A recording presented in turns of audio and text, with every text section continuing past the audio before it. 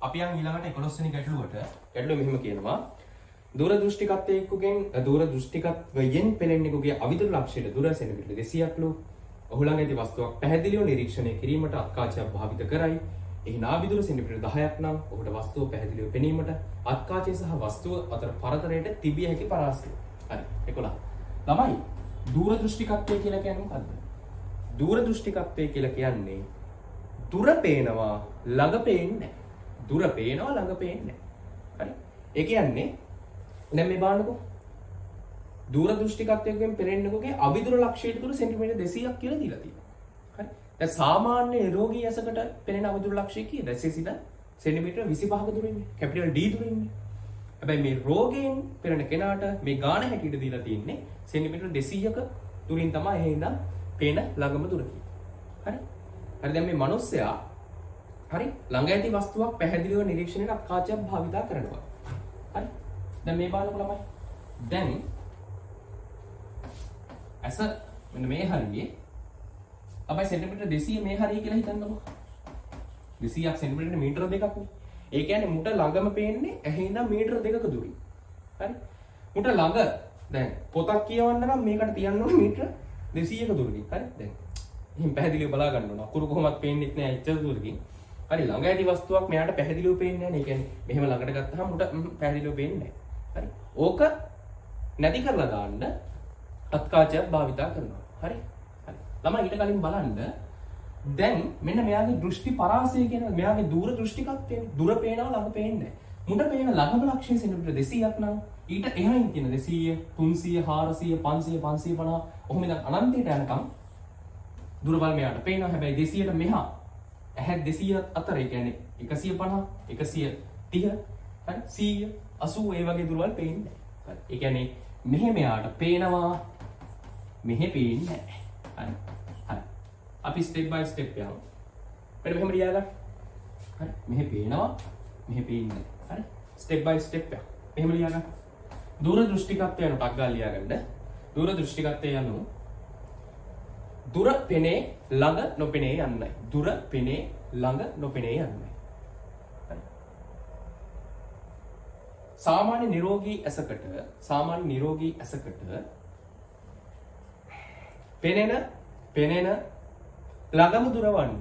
පෙනෙන ළඟම දුර වන්නේ නැත්නම් කෙටිම දුර වන්නේ කැපිටල් D දුරයි. වරහන් ඇතුලේ සාමාන්‍ය සෙන්ටිමීටර 25.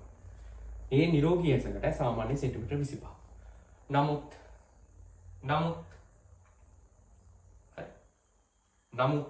මෙම ගැටලුවේ පරිදි මෙම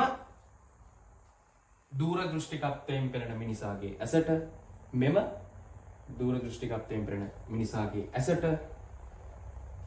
ඇසට පෙනෙන අවිදුර ලක්ෂය වන්නේ එහෙම නැත්නම් කෙටිම දුර කියන්නේ අවිදුරට තමයි. හරි. අවිදුර ලක්ෂය වන්නේ ඇසේ සිට සෙන්ටිමීටර 200කට අදාළ වූ ලක්ෂය. හරි. මෙන්න මේ රූප සටහන ඇඳගන්න.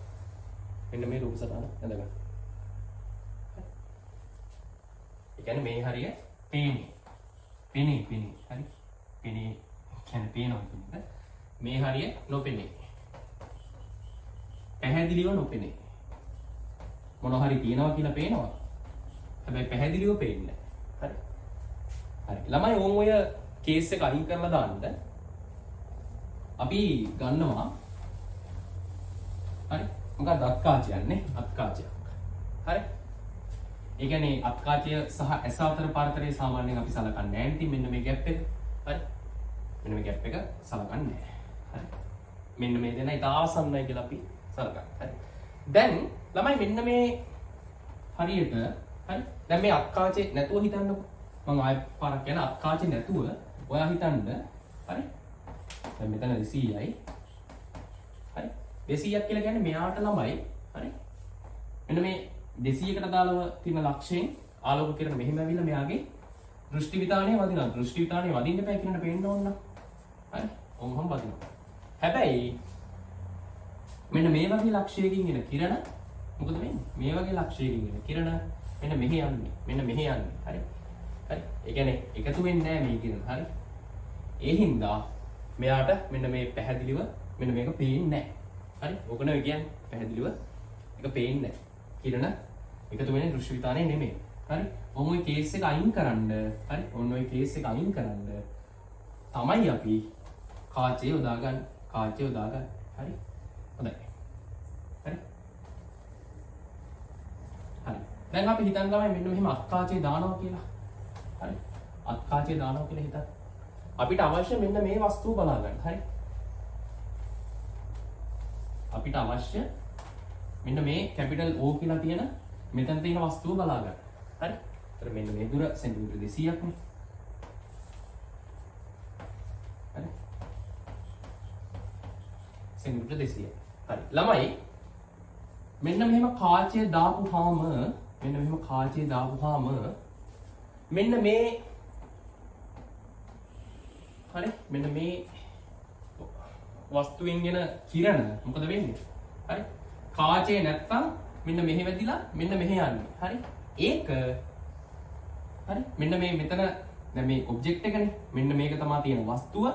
මෙන්න මේ වස්තුවේ ප්‍රතිබිම්බයක් බැරි වෙලා හරි 200ක හැදුවොත් මෙන්න මේ වස්තුවේ ප්‍රතිබිම්බයක් ඇහි ඉඳන් 200 සෙන්ටිමීටර දුරක ඉඳන් හැදුවොත් ඒ ප්‍රතිබිම්බය මෙයාට පේනව නේද? හරියට. මේ වස්තුව අපිට පේන්නේ නැහැ. ඒක හරි. හරි. කාචේ නැතුව බැලුවොත්. හැබැයි කාචේ දාලා වස්තුව දිහා බැලුවොත් වස්තුවේ ප්‍රතිබිම්බය කාචය විසින් 200ක දුරින් හදලා දුන්නොත් ඒක මෙයාගේ ඇහැට පේනවා.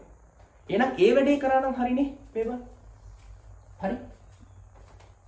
හරි. මෙන්න මෙහෙන් කිරෙනවා වගේ හරි. ඇහැට ආවොත් අන්න දැක්කද? දැන් දෘශ්‍ය විතානට ඇහැට වදිනවා. හරි.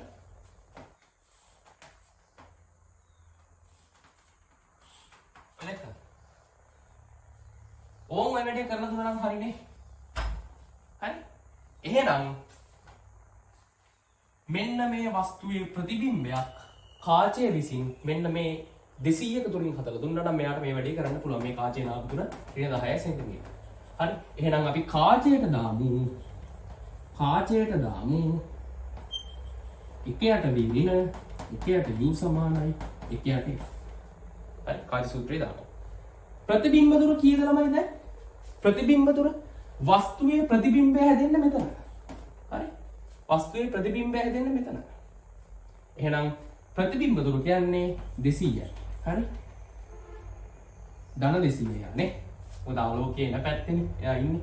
200යි ඍණ වස්තු දුර අපිට හොයන්න තියෙන්නේ සමානයි එකයට උත්තර කාචයක නාභ දුර ඍණයි එකයට ඍණ 10යි. ඔන්න ඕකෙන් u ට අපිට උත්තරයක් එනවා කීයද?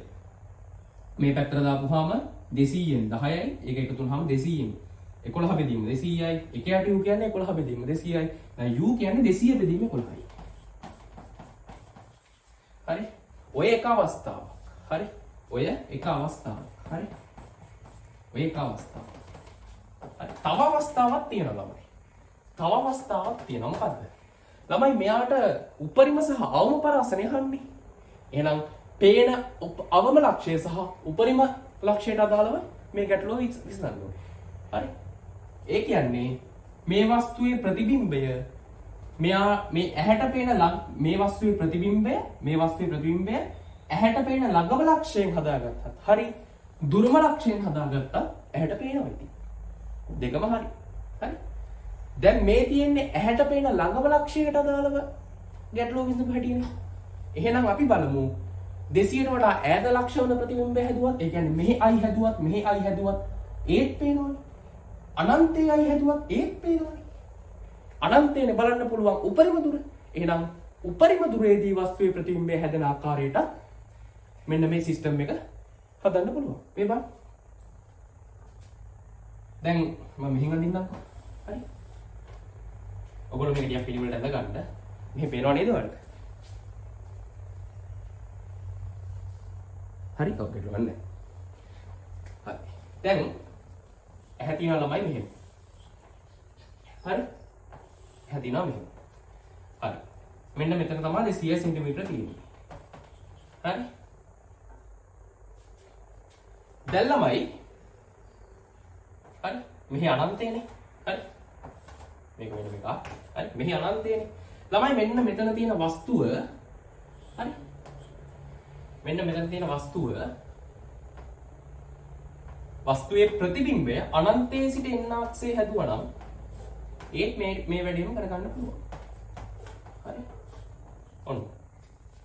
එනේ මෙන්න මේ කිරණ එන්නේ හරියට නිකන් අනන්තයෙන් එනවා වගේ. හරි. එතකොට මෙහෙ තමයි ප්‍රතිබිම්බය හැදෙන්නේ. අනන්තයේ තමයි ප්‍රතිබිම්බය හැදෙන්නේ. එතකොට මේ දෙක අවස්ථාව. දැන් මේක අංක 1 අවස්ථාව. එක කියලා දාන්නම්කෝ. 1 අවස්ථාව. මේක මෙහෙන් දාන්නනේ. 2 අවස්ථාව. ඔයාලා ඒක ලියා ගන්න. හරි. දෙක අවස්ථාවේදී ප්‍රතිබිම්බය හැදෙන්නේ අනන්තේ. එහෙනම් කාච් සූත්‍රය දැම්මොත් එකයට විරින එකයට u සමානයි එකයට 1. හරි. ප්‍රතිබිම්බ දුර දැන් අනන්තයයි. ඍණ එකයට u සමානයි එකයට ඍණ 10යි. u ට අපි දෙනවා 10ක් සෙන්ටිමීටර කියලා. හරි. මෙන්න මේ අතර තමයි තියෙන්න පුළුවන් උපරිම පරාසය. 210න් බෙදුවම 20යි. 11න් බෙදපුවාම 10ට වැඩිය ගන්නේ එහෙනම්. හරි.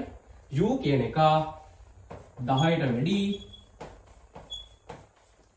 200 බෙදීම 11 සෙන්ටිමීටර වලට වඩා අඩුයි. ඔන්න උත්තරේ. හරි. ඒ කියන්නේ ආන්සර් එක කීයද? ආන්සර් එක 2. හරි. ආන්සර් එක 2. හරි. හදාගන්න. හරි. හදාගන්න. මේක අංක 1 අවස්ථාව, මේක අංක 2 අවස්ථාව. හරි. චුට්ටක් පැහැදිලිව හදාගන්න. හරි. හොඳයි. හදාගන්න. හරි. හරි. හදාගෙන මෙන්න මෙහෙම ලියන්න. හරි. එක අවස්ථාවේදී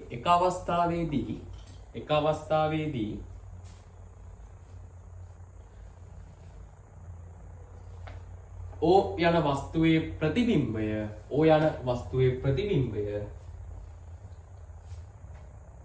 සෙන්ටිමීටර 200ක දුරිනොත් කමාවක් ඊළඟ රෝලේ. දෙක අවස්ථාවේදී ඕහි ප්‍රතිබිම්බය අනන්තේත්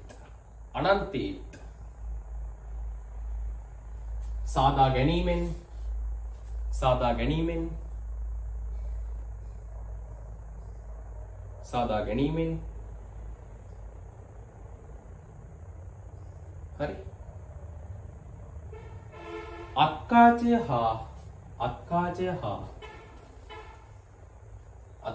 හා වස්තුව අතර පරතරයට තිබිය හැකි පරාසය නිර්ණය කළ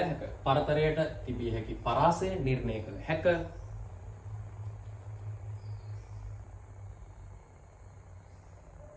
මක්නිසාදයක්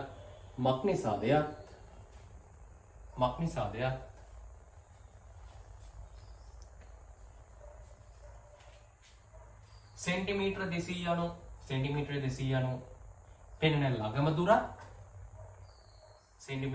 යනු පෙනෙන ළඟම දුරත් අනන්තය යනු පෙනෙන ඈතම දුරත් නිසා. ළඟ සහ ඈත දුරවල් දෙක කන්සිඩර් කරලා සලකලා අපිට පරාසය නිර්ණය කරන්න පුළුවන්. හරි. එහෙනම් ඒ ගාන ඉවරයි. ඊළඟට අපි යමු 12 වෙනි ගානට. 12 වෙනි ගානට යන්න. 12